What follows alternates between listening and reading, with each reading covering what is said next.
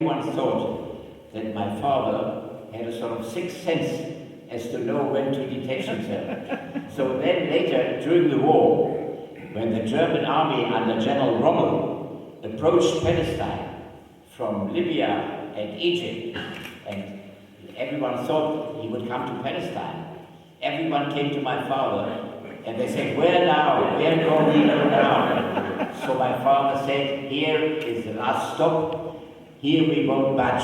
So then Rommel had to go back. Now you see, again, don't take me so seriously, but everyone said that that must have been the reason behind his history. Well, when I speak of Kristallnacht, I want to tell you one thing also, which is something which somehow shocked me whenever I think about it, perhaps more than some of the other reports about the Kristallnacht. I had one uncle who lived in one of the little townships, which was worse because there were only a few Jews and everyone knew who they were, so they were particularly tortured. So he was one of there were 12 Jews living in that township. So in the Kristallnacht, the Nazis came and they took him and they beat him up. They broke his glasses.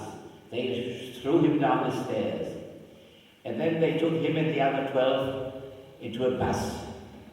And when they took him to Dachau, on the way they said, "We see no reason why we should pay for the journey of these Jewish swine." So they had to pay for the journey as well to Dachau. When my uncle got there, they took everything away from him. And he had a golden ring. So they said, "Take that off." So he said, "This is my wedding ring. It doesn't go off. I never take it off." So the Nazi came with an axe and he said, "If you don't take it off, we'll cut down the finger." Well, then my uncle managed to take it off, and he gave it. I tell you just about the background. And he was there until my father managed to relieve him. But the next day after he was brought there, the Gestapo sent a notice to my aunt, his wife, that she should come to the headquarters of the Gestapo in this little village, this little township. At first my aunt thought to disappear or to run away or something, but that wouldn't have helped. Also, she wanted to know what happened to her husband. So she came, and there was an official who said, "Mrs. Bach, your husband was sent to a labor camp, and he was traveling in a bus. And of course he had to pay for the journey. But he paid a 20 mark, 20 mark, he paid to the people there. And the journey costs only 18 marks 80. So the 1 mark 20 we want to return to." And you know when you think about it, to take him at all, and the way he was beaten up, and the way he was tortured, everything taken away, and then he had even to pay for the journey. But then they didn't know how to register the 1 Mark 20, 1 Mark 20, and then they wanted to return.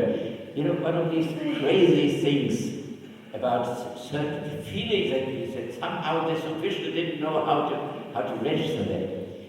You know, the same thing we later found in Auschwitz. There were these hundreds of thousands of Jews who were sent to death to the gas chambers right away. But there were some Jews who had been sentenced by German courts for minor offenses, income tax or traffic offenses or theft or something like that, and had received 2 months, 4 months, 6 months, 8 months imprisonment. So when these people got to Auschwitz, the people in Auschwitz said that would be contrary to our law, an affront to our judges, if these people don't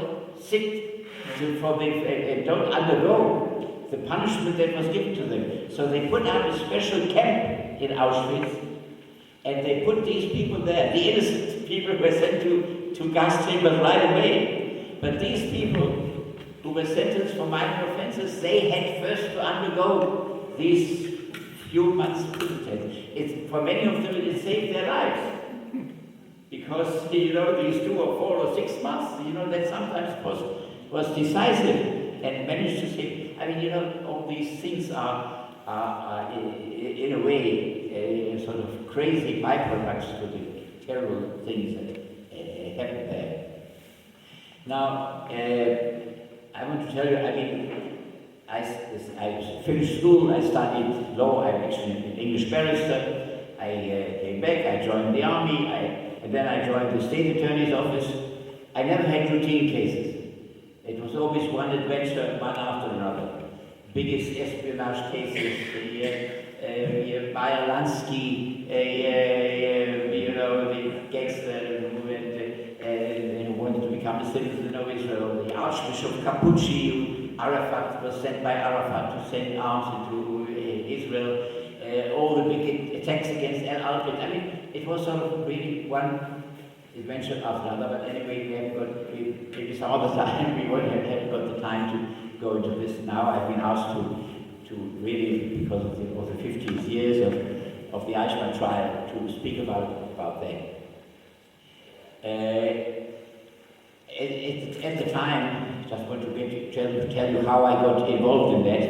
I was then, when Eichman was brought to Israel, I was the deputy state attorney of Israel. And I had already handled some big espionage cases and others. Also, I knew German. So when Eichman was brought to Israel, 2 days after he came to Israel, the Minister of Justice called me, Pinchas was then, and he said, would you be prepared to be in charge of the whole investigation, in the sense that there is a police bureau, there will be 30, 40 police officers, and they will be in charge of that investigation. And would you be prepared to be the legal advisor of that police bureau? Actually, a whole prison near Haifa was vacated for that. And I was asked to be the legal advisor of that police bureau. So for 9 months, I actually was every day in that prison where Eichman was kept. Then overnight I went to a hotel in Haifa, and in the morning I went to that prison. Now, at first, before Eichman had a defense counsel, I was asked to be his only connection with the outside world.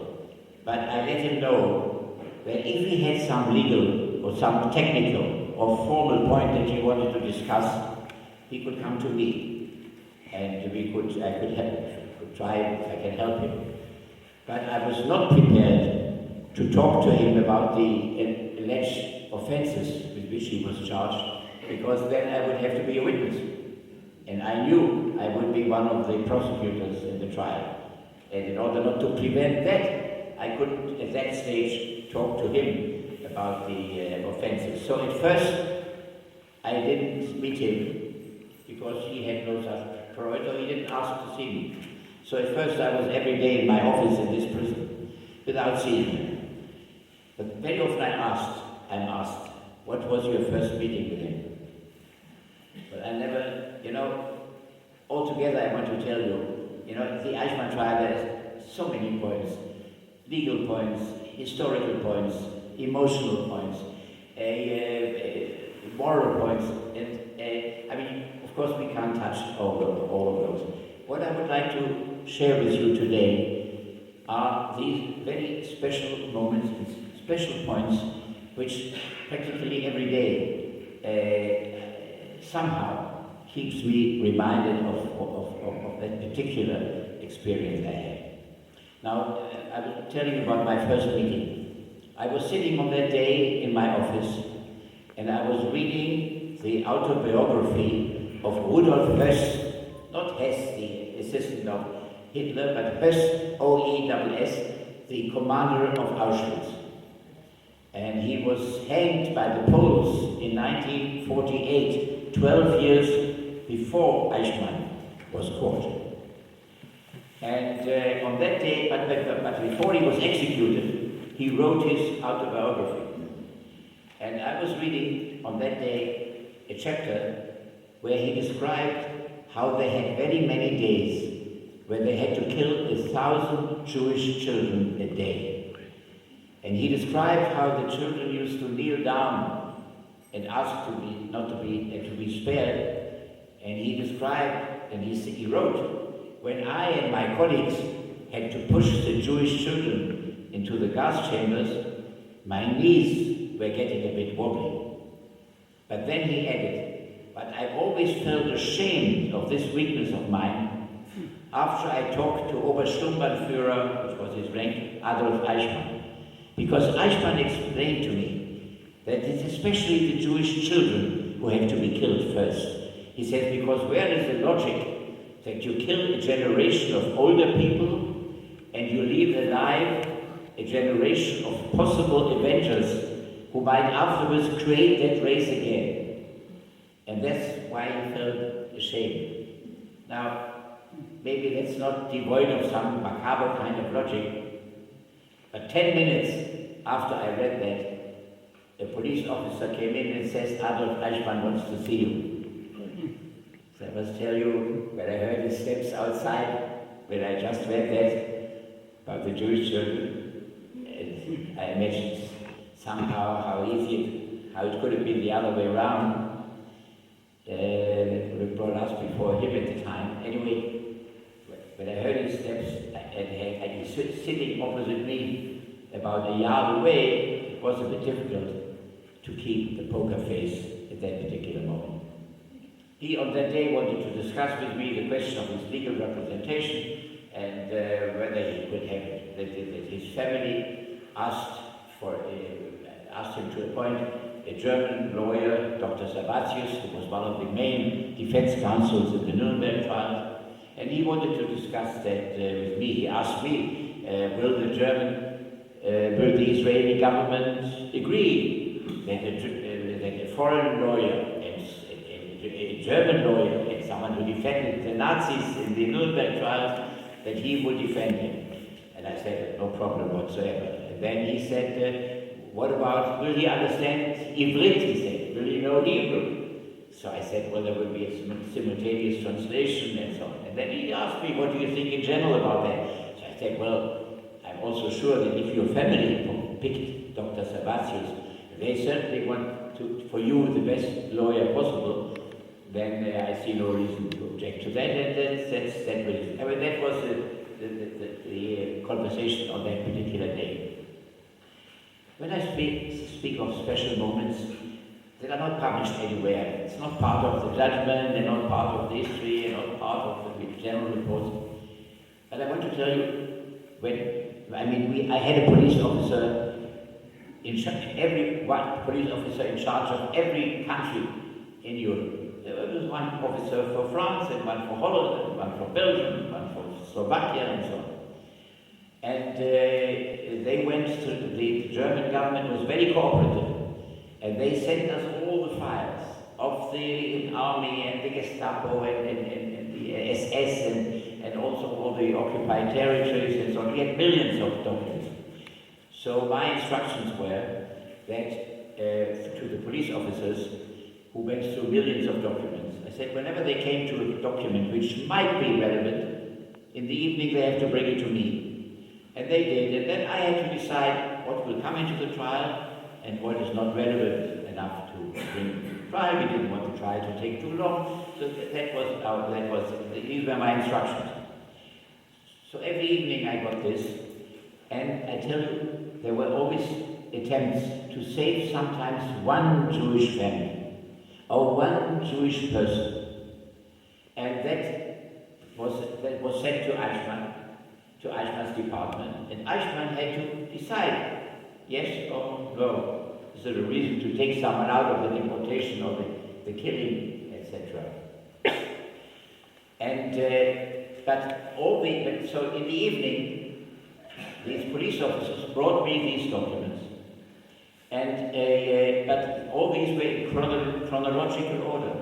So until I got the reply of Eichman, there were hundreds or thousands of documents in between. So it took sometimes a few days, sometimes weeks, before I got the answer from Eichman. So I had dreams at night that sometimes a particular Jewish family might be saved. And then, without a single exception, whenever it came to Eichmann, it was always fatal. I don't want to be theoretical, I can give you some examples.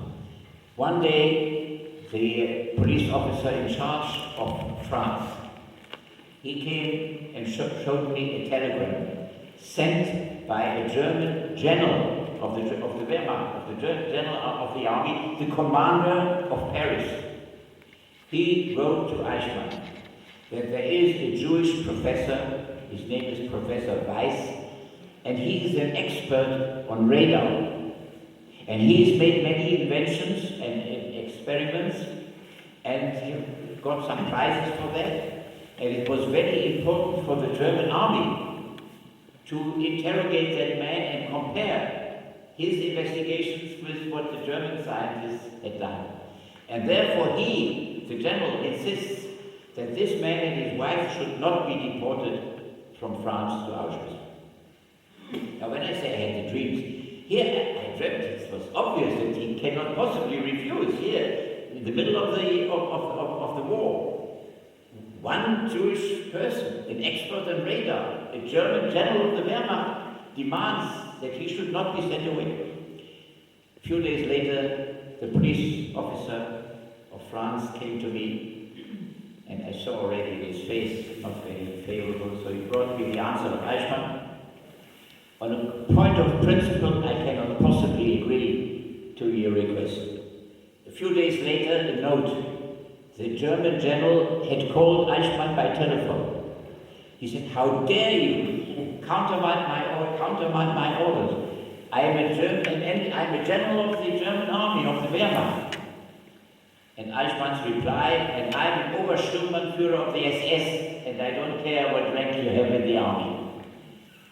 A few days later, Eichmann writes to this general, "I have examined the matter further, and I have found that the German army has already taken away all the inventions and patents of that Jewish Professor Weiss. Therefore, I see no reason even for one more day to postpone the deportation of that Jew Weiss." And then he noticed finally that this man, Weiss, and his wife had been deported. I just want to tell you, afterwards also we divided the countries amongst, all those where Eichmann was directly concerned, like all Western Europe, Hungary, etc.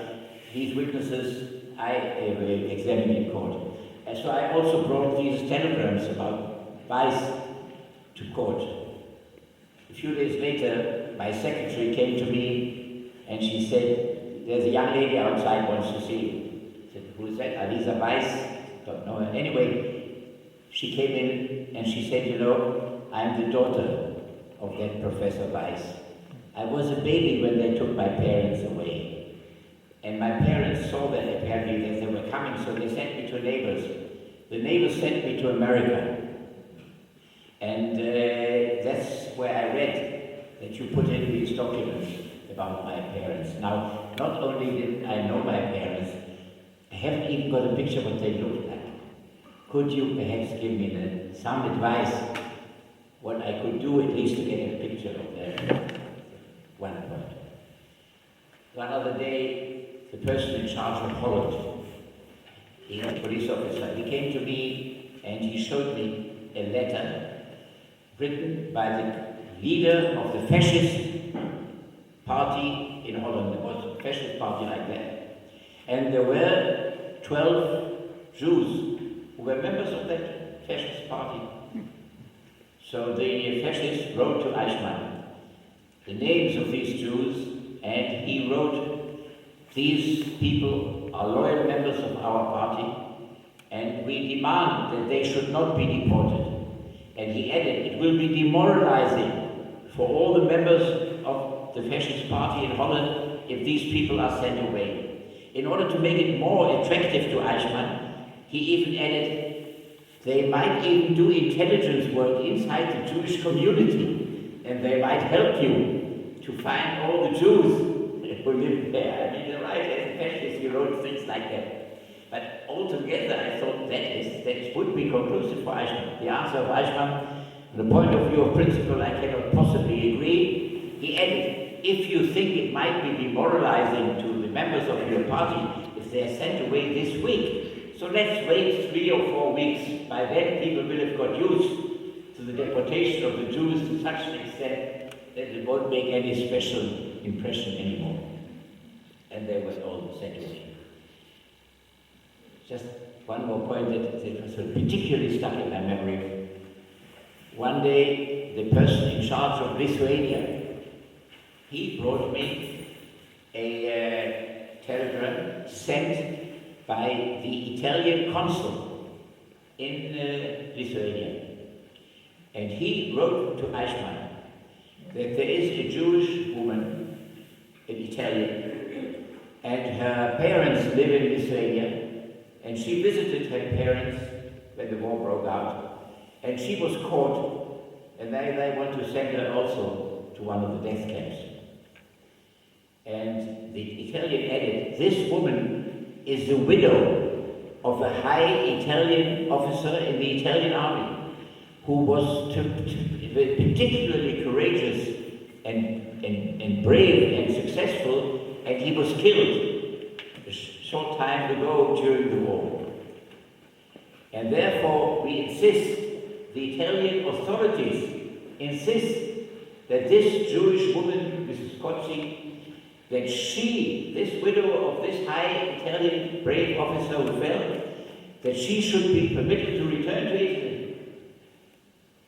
Again, at night I thought, Italy, the ally of Germany during the war, a widow of one woman, a widow of this man who had fallen fighting for the German army after all, with the German army together. So the answer of Eichmann, out of the question, and they overlooked it and oversaw it, and until the end that this woman was sent also to one of the death camps. Here again, I want to tell you, it's terrible enough if you read about 20,000 Jews, 30,000 Jews, 70,000, but when every day I was confronted with this particular thing, that I lived through the life of this particular family, this was for me one of the most traumatic parts of carrying out this investigation. And I tell you this, one other moment I'd like to share with you. I mean, we had information from all over the world. We had documents from all over the world. But I very much wanted to get information from Poland, where there were the death camps after all. And the information for us, for the prosecution, was particularly important about Poland. But the Polish government at the time was very anti-Israeli, and they gave instructions that no one should cooperate with Israel and send material to the prosecution. But there were some Poles who wanted to help us, but they didn't want to be caught. So I got anonymous letters from many people from Poland. So one day I got a letter with lots of typewritten pages about the number of Jews who came to Auschwitz in 1942, 1943, the number of Jews who got there every day, and what numbers were given to them on their arms. Now, that of course, for the prosecution was something of extreme importance in this trial. But in order not to be caught, these were typewritten pages. There was no stamp. There was no signature. There was no proof where he got that from. Now, you don't have to be a jurist to understand that in a criminal case, and certainly not in a serious case like that, you cannot just bring proof without showing where it came from. But this was so important that I asked all the police officers to assemble. So we were all sitting together, I was sitting with the 40 police officers, and I showed them these documents. And I asked, has any one of you any idea what one can do in order to make this acceptable evidence? It was quiet, no one said anything. And then I had an idea. I said, look, maybe we do the opposite what we generally do. Generally, someone stamp or someone proves that he prepared a document and that he could cover it. That's one thing, that we haven't got this here. But on the other hand, we might try to prove that in fact what is written in these documents is true. And we have hundreds of Israelis who were in Auschwitz. They know when they arrived in Auschwitz. They still have the number on their arms. So maybe if you say that all the Jews, all the people who came to Auschwitz in July 42 should come to the police, ask them when they arrived there, look at their number, and then let's see whether what is in these documents in fact coincides with the truth. And that might help us to get this document approved. I had not yet finished saying that, and the police officer in charge of Poland pulled up the sleeve of his shirt, and he showed us a number. And he said, I arrived in Auschwitz in September 43, and that is the number, and it exactly fits in. Now, I had no idea that this man came from Poland. I had certainly no idea that he was in Auschwitz. But I had the impression he didn't even tell that to his colleagues in the police. Now, policemen are not known as very soft-hearted people. But when this police officer pulled up the sleeve of his shirt, all the police officers there for about 3 or 4 minutes were absolutely silent. So when you ask me about moments in this investigation, you know, that are difficult to forget, I mean, this is one of those. Another thing, of course, I immediately thought, what possible lines of defense could they put up? And I imagined that one of the main points that he would raise is that he would carry out orders, and that he was not the highest police officer, and therefore he swore his oath to the SS, and that therefore he should not get the extreme penalty in any rate or something like that. So one of the points that I really tried to, first of all, to really concentrate is, was he just a man who really carried out orders, or was it more than that? And I came to the quite obvious conclusion. I'll give you some examples afterwards. Maybe at first, when he became an expert in Jewish matters, he thought it was good for his career, that he could drive forward in the SS if he became an expert. But then when he dealt with the mass murder of millions of people all the time, you could see, especially towards the end of the war, this became an absolute obsession with him. He became completely identified with this. And I examined all the documents of the Gestapo. There were lots of departments there. Everyone had his leader. But all of them, without exception, were after a year or two changed by rotation. The only one who was kept as head of the Jewish department all during the war was Adolf Eichman, because his superiors also felt that he was a man who not just carried out orders, but as I said, was completely identified with this criminal scheme.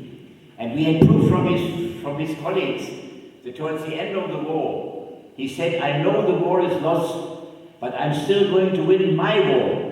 And then he went to Auschwitz to get the death rate increased from 10,000 a day to 12,000 a day. When the German generals on the Eastern Front were clamoring for reinforcement, for ammunition, and for manpower, he, by trickery, managed to get priority for his death trains, knowing, he must have known, that he was harming Germany's war effort. I don't know whether you ever read about that. Towards the end of the war, someone made a suggestion in Germany, which was wholeheartedly supported by Eichmann, that every German soldier who was 1/4 Jewish, that is, one Jewish grandfather or one Jewish grandmother, that he should either be castrated or sent to a concentration camp. Eichmann supported that with all his might, in writing and orally, etc. The one who objected was the commander-in-chief of the German army, Keitel, not out of humanitarian reasons, but because he didn't want to weaken his army. He said these are thousands of soldiers, and they have been fighting together all these years, together with their comrades. That will be demoralizing to everyone, and will weaken me. And Hitler supported Keitel. I mean, it's also one of these strange things. But during the trial, that was also constantly being asked. In the trial itself, Eichman said he thought, when he was asked, he said he thought this was one of the worst crimes, the Holocaust, one of the worst crimes ever committed in history. So I was asked during the trial, and also later, and nowadays even by journalists and others, whether I thought that Eichmann meant that seriously. From the point of view of the punishment, that might have been of importance.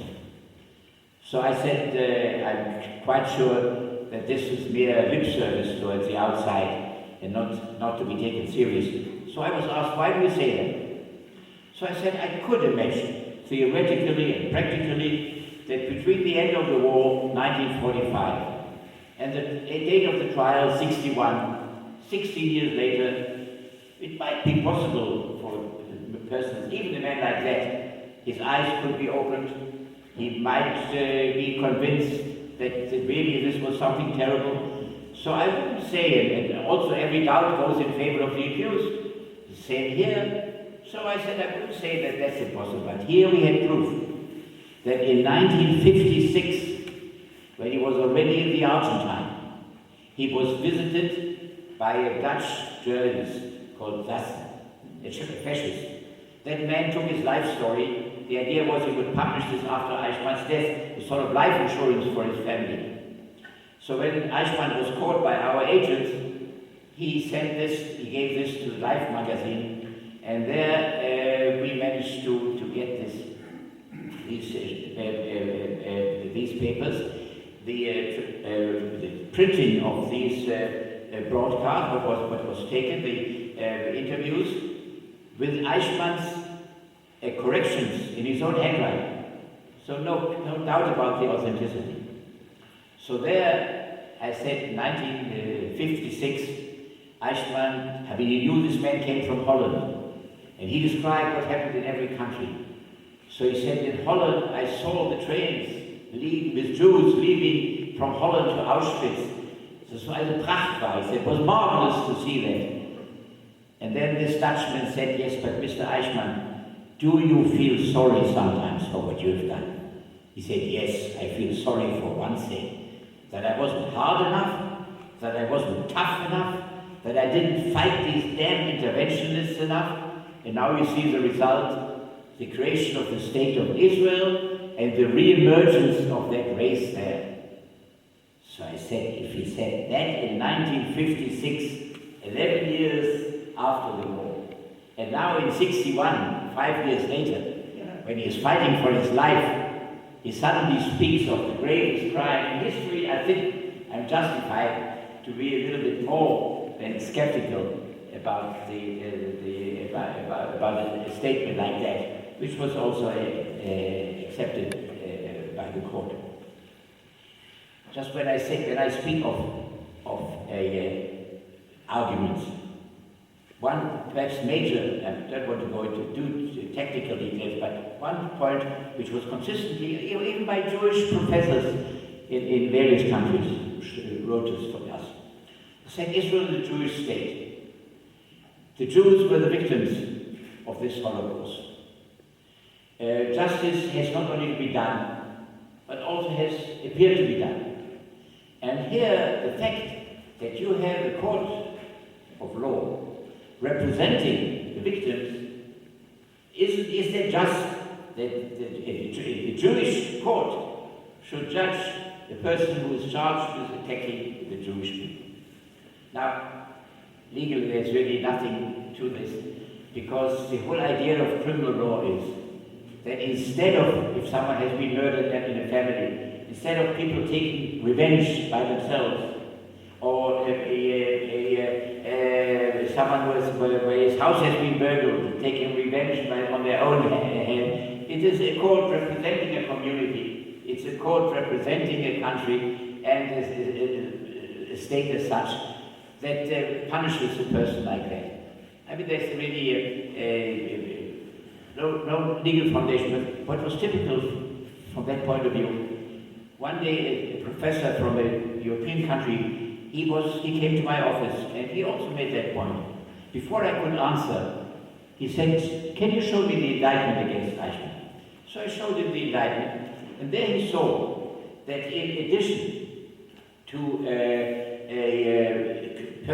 the persecution of Jews and the murder of Jews, we had charged his department also with the murder of gypsies and the murder of Russian commissars and the murder of Czech people and Polish people, etc.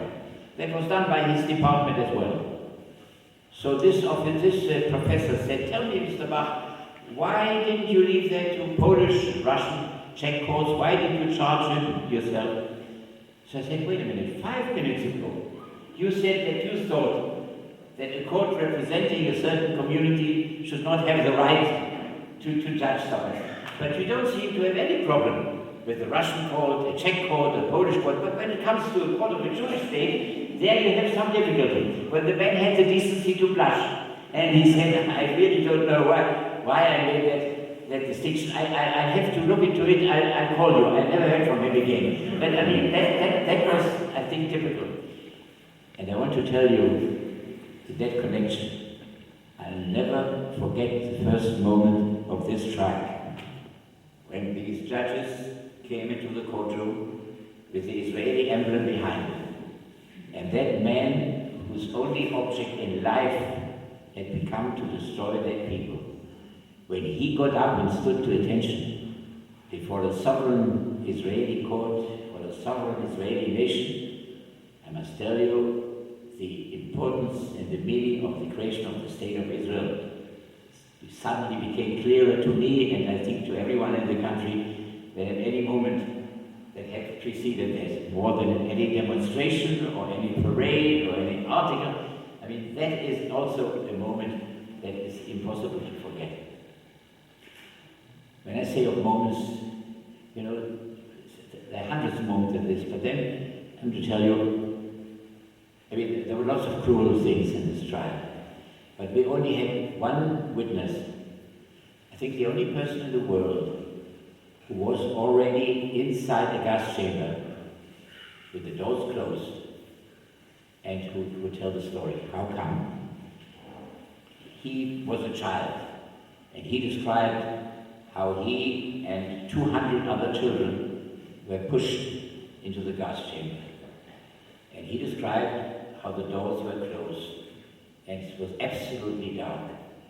And then he described how the children began to sing to give themselves courage at first. And then, when at first nothing happened, the children stopped singing and began to shout and to cry. And then the door opened. How come? We had other evidence about that as well. A trainload had arrived with potatoes in Auschwitz. And there were not enough SS men to unload the train. So the SS commander had the glorious idea, why not use some of the children before they were killed to help unload the train. So they opened the door and they took out the first 20 or 30 children who stood nearest the door, and he was one of those. And then they closed the other 108 who were killed right away. But they had to help unload the train, and then they were all killed with the next group. But about him, the commander had said that he'd done some negligence, and he'd done some negligence, said he had done some damage to one of the trucks. So the commander said before he will be killed with the next group after that, he should be beaten in the camp by someone who would flog him. And the SS men who had to carry out the flogging took a liking to him and kept him as his bedman to clean his shoes and prepare his bath. This is how only he remained alive. And he described how he came into the gas chamber on that particular day. He described how the children who could still work were used for that, for a few days at any rate, and then they were killed. But the ones who were too little or too weak were sent to the gas chamber right away. But the Germans didn't want to examine every child, so they put up a sort of wicket, 2 vertical sticks and a horizontal one. And the children had to walk underneath that. And any child that didn't come up to a certain height was taken to the gas chamber right away. Now he was very little and very weak, but he had an elder brother. And the brother and he realized that he wouldn't make that test. So the brother took some stones and he put it in the shoes of his little brother, that he should be a bit higher. And he also held him up. But the SS-man who was in charge of that saw that. I think he either killed the brother right away or sent him away, and he was sent to the gas chamber. He never saw his brother again. And, but, look, I mean, there were many cruel things in this trial, but even for the Eichman trial, that boy, you know, the children singing there, I mean, they must have done it in every case where no one would ever know about that, you know, when they were all killed. So, some of you outside, I showed them, I got a picture. Immediately, the judges were a bit dazed after that witness, and they said, we have to make a 15 minutes break. And at that moment, I sat down and someone took a picture of me. I don't know whether it's a good one, but it's, for me, it reminds me very much. I also want to tell you, Dr. Savatius, the main German lawyer, he had an assistant. A young boy, the Peter Weschenbo, he was my age more or less. I was 34 years old during the trial, and he was more or less the same, and he was a baby during the war. And he joined the defense team because he wanted to find out what really happened and how these things could have happened. So after that witness, when there was this 15 minutes break, I went into my office also with dazed, and suddenly the door burst open and this young defense counsel came in and he burst out into a hysterical weeping attack. He didn't want people to see him like that, and he came to me, and I didn't want people to see him like that. I prepared coffee for him. I had to treat him in order to enable him. It's also interesting, after 45 years we re-established our connection, and he invited me to Munich, and we had quite sort of interesting conversations together. But, I mean, you know, there were these witnesses, you know, about Yoselevska. You must have heard about that woman who described how every member of her family was killed first by shooting in front of her, and how she was shot, and she there, and with the blood all around, and so on. Now, I mean, there were certain moments that certainly something that we are reminded of all the time. But, you know, the description of the people, strangely enough, at first we had some difficulty in getting witnesses. I mean, I had lists of people, of survivors from Yad Vashem and other places, and I invited them. So many of them said, we are not prepared to testify. For years we had been keeping silent. We didn't want to talk to our children about that. We didn't want to be reminded of that. So we pushed it aside. We didn't talk to our friends about our children. I don't want to talk about it now. And many people said that. So I said, look, but it's your duty towards justice, towards the history, towards the Jewish people, to tell us what you know. Some people said no, some people said yes. Some people said, well, one said, I'm the only survivor of my township in Poland. If you call me, all right, but then I talk for 3 or 4 days, you won't be able to stop me. What happened to my family is not less important than what happened to anyone else. I will talk, you can't.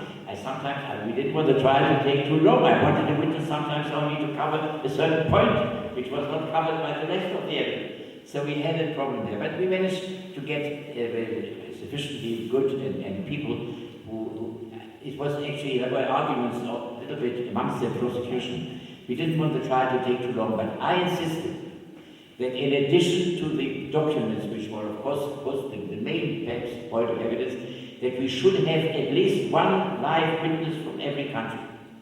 Because from my point of view, when people read only about 300,000, 400,000, 700,000, all right, but still to get the atmosphere of what really happened, you have to have at least one live witness. And my colleagues agreed with that finally. So we managed to do that, and every one of these cases, of course, stick it in my memory.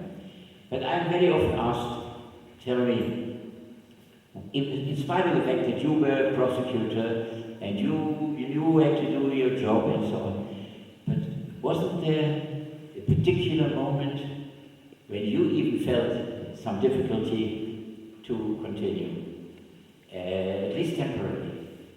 Well, I want to share that. There was a moment like that. And that was, that usually Eichman sat in Berlin and pulled the strings. And his assistants worked in the various countries. But when the German army entered Hungary, Hungary, as you most probably know, were first on the side of the Germans and the Italians. And their leader was Admiral Horthy.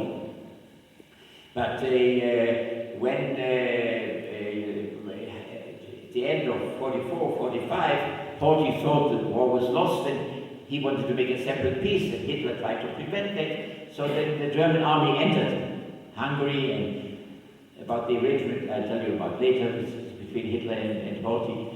And but at any rate, the German army entered to see to it that 500,000 Jews who lived in Hungary would also be deported, because until that stage they were not yet deported.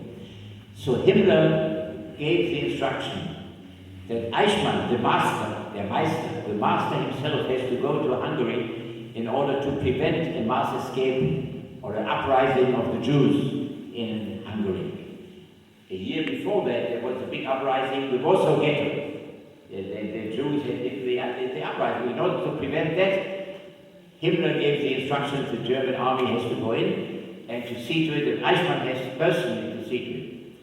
So Eichmann is interesting. Here he was a prisoner in Israel, and he was still proud of what he did there. So he told us, and we had other evidence about that as well. The first thing he did was that he gave instructions that the first Jews from Hungary who came to Auschwitz, before they were put into the gas chambers, they had to write postcards to their friends and their families. And that was dictated to Eichmann. They had to write, we are here in a beautiful country resort called Waldsee. Lovely excursion to the neighborhood. Only very light work, but not a lot of room. So please come as quickly as possible in order to join us here, that we can go and enjoy this together. Eichmann told us, I even added, bring good shoes with you for the excursions, so that the German army could afterwards get the shoes from these people when they were put into the gas chamber. Now, I was in charge also, all the witnesses about Hungary, and when it took about 5 days during the trial, and the last day before one, I suddenly got information that there was in Israel a person who still had such a postcard, and he was alive. I managed to get his telephone number. I asked him, come immediately to Jerusalem. He came at 11 o'clock at night. I tell you this because usually I examined all the witnesses very carefully before, of course. But here, when this man came at 11 at night, I never had more than 3 hours sleep. So when the man came in, I asked him, show me the postcard. Translate it to me from Hungarian to Hebrew, which he did. And then I said, look, what happened to your family? Tell us tomorrow when I call you as a witness. I hoped he would come early. He didn't. He came at the last minute, so I put him on the stand, and I heard his story of his family for the first time. When he gave evidence, at first, of course, I knew about the postcard. I questioned him about that. His name was Ferdi. And he described that, and then I said, what happened to your family? He said, I said, who was your family?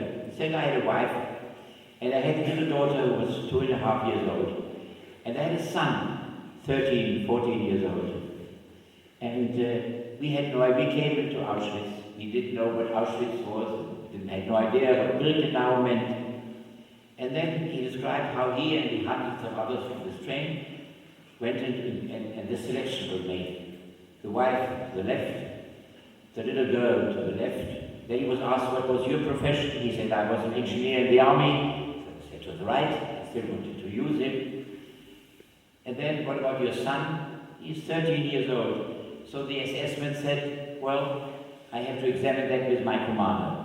So it took a minute or two, and then he came and he said, all right, run after your mother. You could see the witness was back there, you know, and with inquisition in his eyes.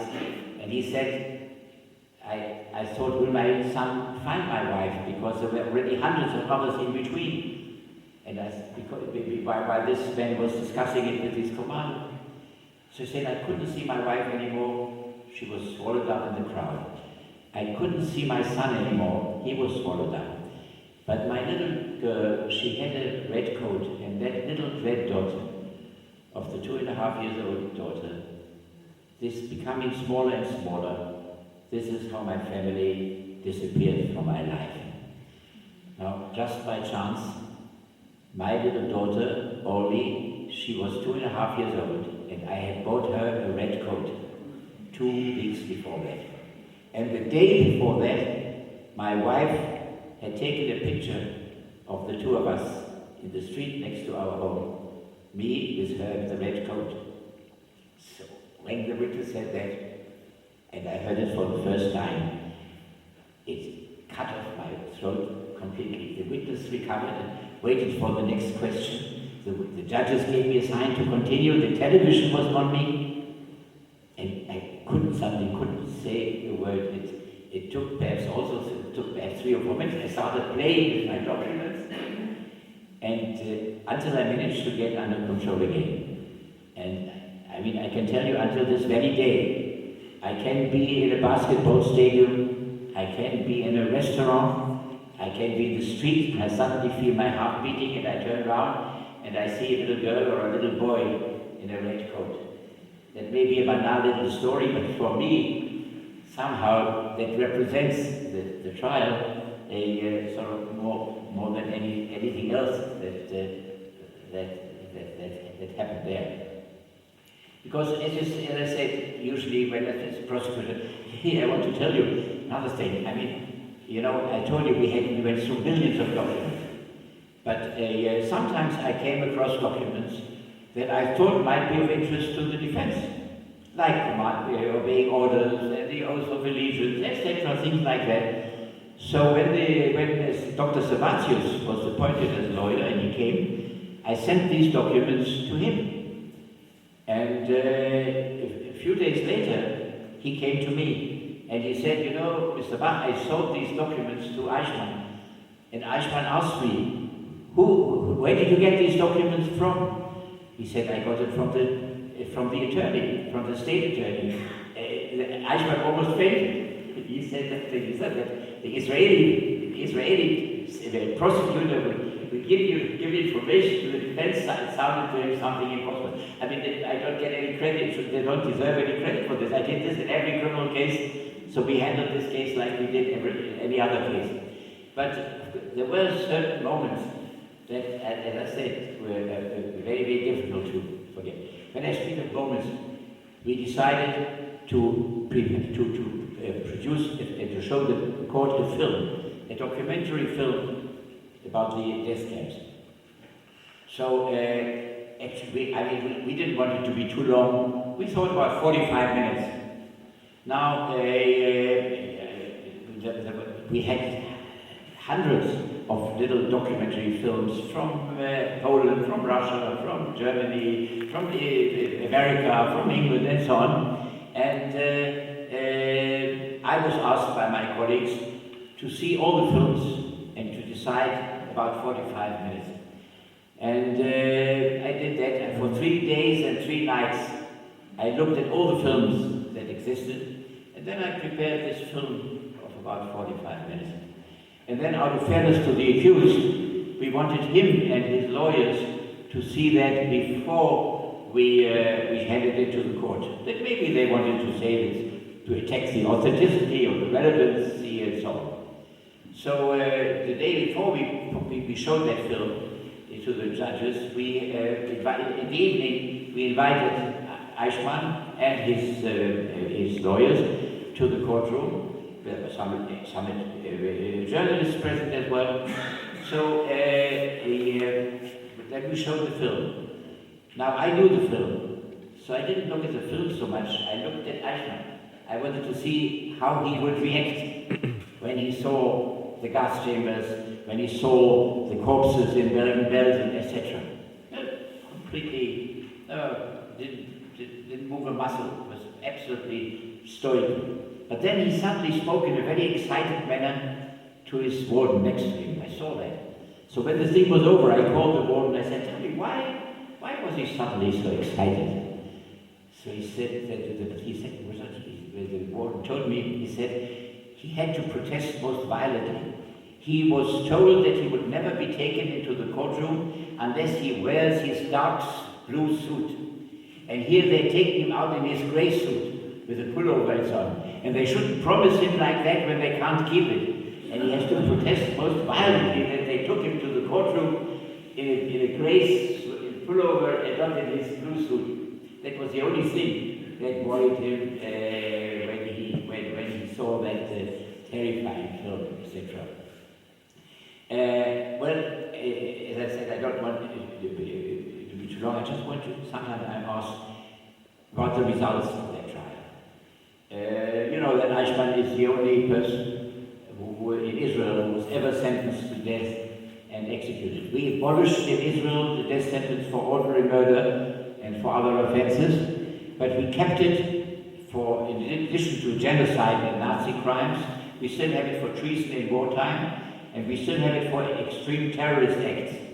But even for the most serious terrorist acts, no one has yet been sentenced to death and executed, and also not for treason. Eichmann is the only person who was ever sentenced to death and executed.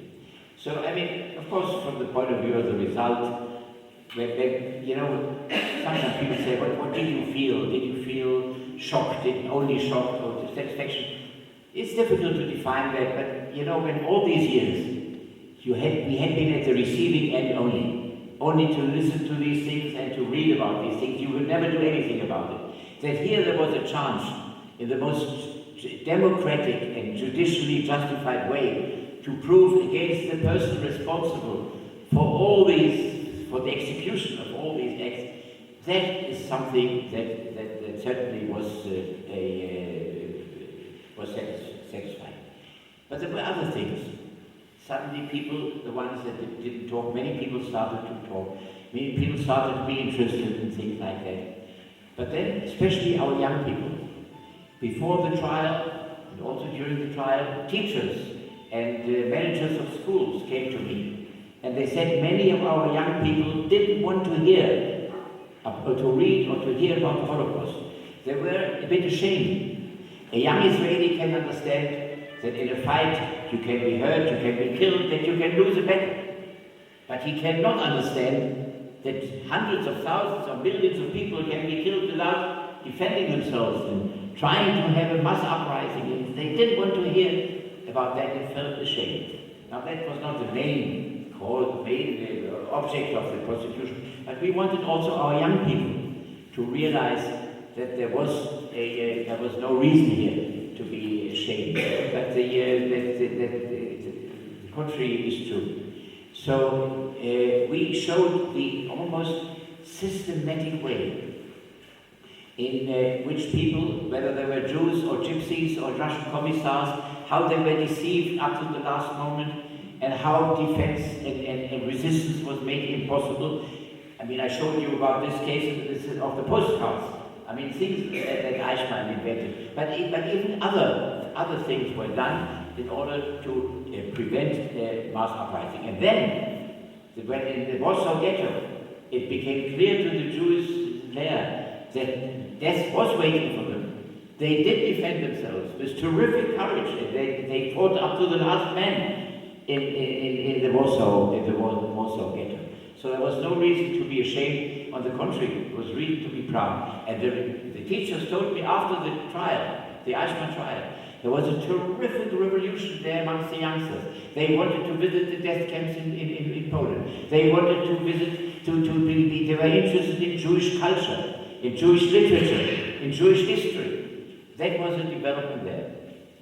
Another thing was in Germany. I spoke to lots of attorneys and to lots of judges and also to judges and to teachers. There were always teachers who wanted to bring this into the German schools. There were always prosecutors who wanted to bring trials against the Nazis, especially in the death camps. But they were never given budgets, they were never given encouragement. In the schools, the parents who were Nazis, they certainly didn't want the children to know about that. But even the ones who were not Nazis, they didn't want the children to come home and ask them, why didn't you do something about it? Why didn't you protest? Why didn't you demonstrate against it? So in order to prevent that, they also didn't want the children to hear. But then came the Eichmann trial. And this, every evening, came an hour of these stories of what happened there, into every home. So they couldn't stand anymore before these teachers and before these prosecutors who wanted to bring these things. And then there was, not only did the teachers bring it into the schools, and there was a terrific development there, but also the German prosecutors, they began a chain reaction. All the big cases in Germany about Auschwitz and Bergen-Belsen and about Majdanek, Treblinka, Belzes, Sobibor, all these cases started out after the Eichmann trial. So now with the German, sometimes people object that the cases took too long. I don't agree with that. We have, with the German meticulousness, we now have documents, German sources, of all the details of what happened in the death camp. And that is especially important to fight those deniers who now say that all these things didn't happen or were exaggerated. I mean, you must have heard about these things happening in every country, that we now have German documents with all in minute detail telling us what happened there. So that, of course, was something of great importance as well. And then, here, I mean, I'm regarded sometimes as a hopeless optimist, that I only see these sort of positive things. But I must tell you, the development after the Eichmann trial, 50 years, and it's not only because it's now 50 years, but even before that, every year, the interest in the Eichmann trial grows all over the world, and especially in Germany. They have decided a few years ago, in every province, in every of the provinces, famous Wannsee conference. Hitler decided in 41 to kill all the Jews. But at first it was kept a secret, even before German ministry. But then in 42, Eichmann and Heydrich decided we have to inform all the German ministries. So the Villa Wannsee next to Berlin, the villa there next to the Wannsee, the lake there, and there they invited all these people. Eichmann told us that he and Heydrich were a bit afraid. What will happen when these people are invited? Many of them, the general managers of the general secretaries of these ministries, many of them were lawyers. So they will say, this is contrary to Israel, to German law. This is illegal. How can you do it? So they were afraid. And then Eichmann told us. So then the evening passed and nothing happened. So they were very happy and they drank a schnapps. They drank a brandy before a fireplace to congratulate themselves on that victory. So a few years ago, I was invited to speak before German television, and then I was taken to this Villa Wannsee with some German professors who also deal with the Holocaust, and we had coffee together, and suddenly I saw we were sitting in front of a fireplace. So I said, tell me, is this the fireplace where Eichmann and Heydrich drank a toast to congratulate themselves? I said, exactly. So I must admit, the coffee did rather stick in my throat. But then, a year after that, it was 65 years from the Wannsee conference. So the Germans decided to have a big conference in Wannsee, in the villa. They asked hundreds of people, and they asked me to make the main speech there and also to conduct the whole discussions afterwards. So I couldn't refrain myself. So during this, I told them the story of the fireplace. So you should have seen there were about 20 people sitting in front of this fireplace. sit there anymore. But I must tell you, and what particularly impresses me, that in many of the places where I've been invited now, I mean, every month summer, I was in Saarbrücken, and I was in Marburg, and I was in Berlin, in Nuremberg, and other places, and practically in every place, in addition to making speeches before politicians and for other people, they ask me whether I'm prepared to meet with youngsters in schools, to young people, 17 or 18 years old. I was only 2 months ago, I was in Saarbrücken, in the Saargebiet, and there the president of the parliament, he said he wants to put flowers together with me in memory of the victims there. And then I made a speech before the parliament, and then I spoke to the school children, and then I thought this was it. So they said, well, we'll see you tonight. I said, how? They showed me in the papers that they had prepared a film about my life, and they were showing that on the main television station in Germany. It was also rather a surprise. But as far as the children were concerned, they said all the time, we want our children to know that things like that should never happen again. And the fact, I mean, when in the newspapers, one usually hears only about negative things. But here, this is something which I think should be encouraged. It is something which is, I think, helpful in a way.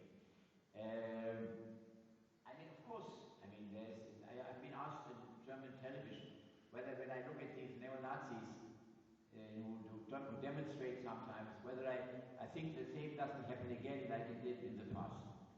So I said, of course, these are negative and should be fought against.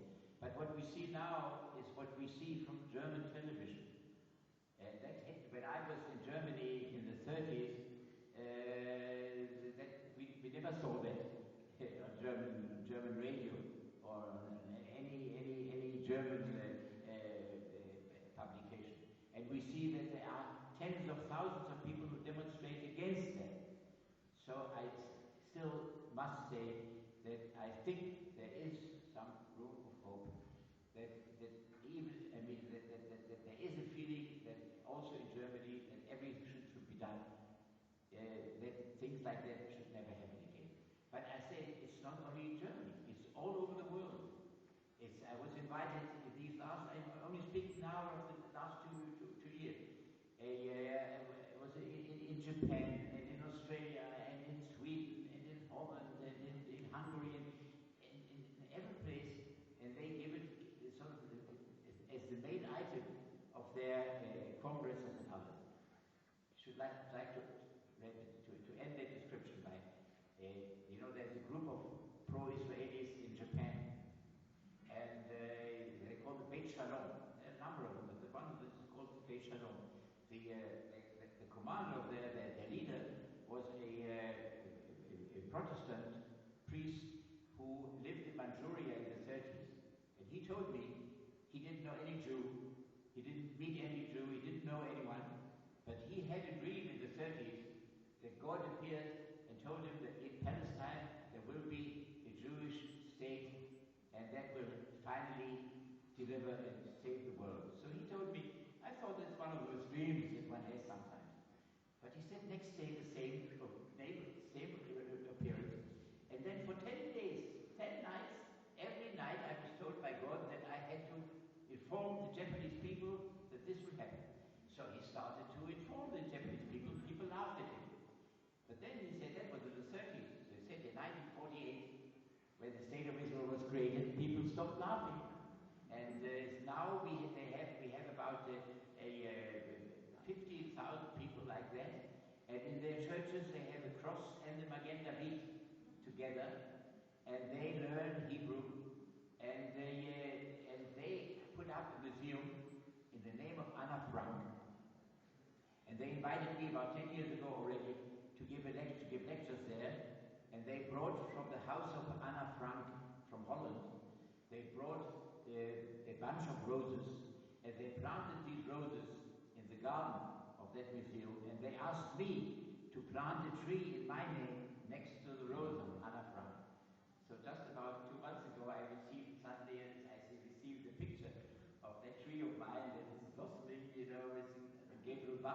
together with the Anna Frank. And this was so successful that they decided to put up a larger museum, not far from the old one, not far from Hiroshima.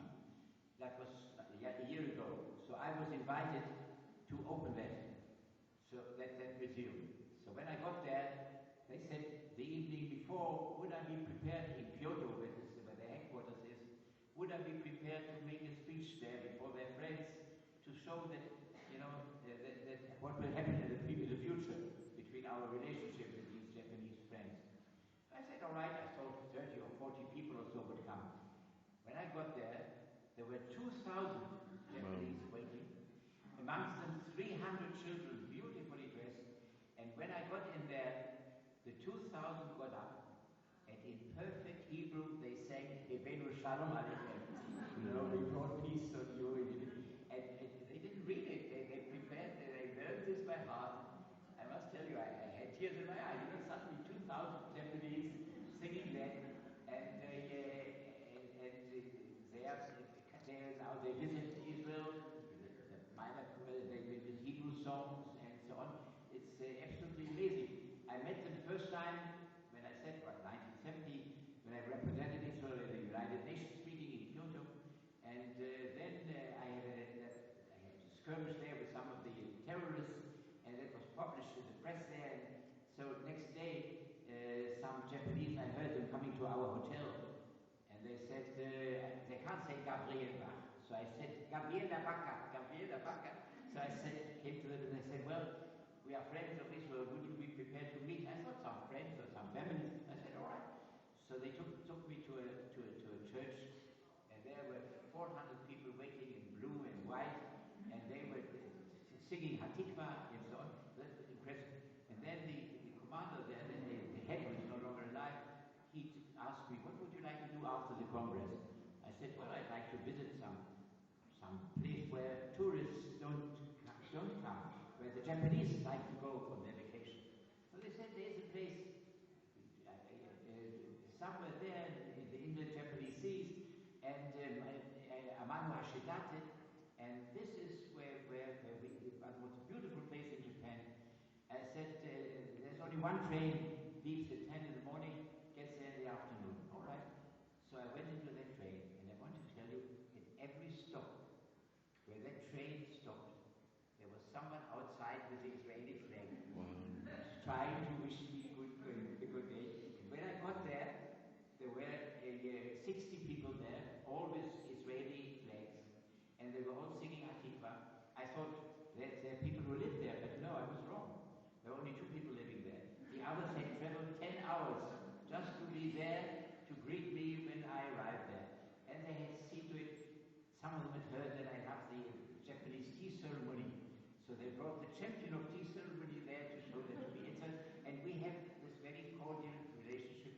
They have learned Hebrew, they have learned beautiful, I tell you lots of stories there.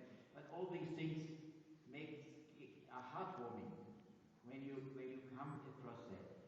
And especially when I feel I've got this now.